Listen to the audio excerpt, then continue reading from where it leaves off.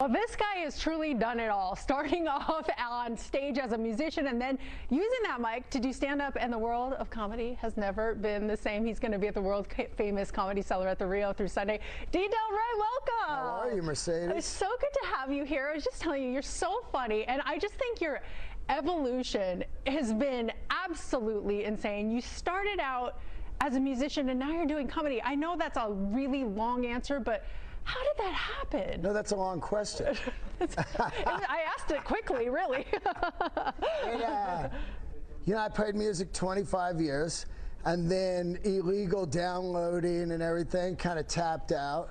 So I started selling motorcycles at Harley Davidson, and then one day Quentin Tarantino's people showed up, asked me to do a movie, and from then I did another movie with Ice Cube and started doing comedy from then on. Now, you have done over 5,500 stand-up shows over the past 12 years. I'm almost at 6,000 now. Are you kidding? Can you remember, just between all of your projects, when you last had a day off?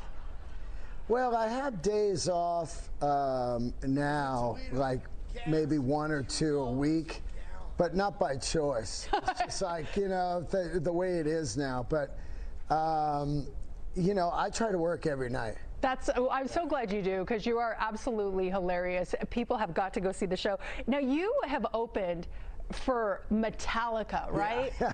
I mean, that is absolutely huge. What's the difference between making the Metallica crowd laugh versus a crowd at the Comedy Cellar laugh? Well, the Metallica crowd, when I opened for them, it was their 40-year anniversary. So what I wasn't taking in consideration was their crowd is so insane. They flew in from all around the planet.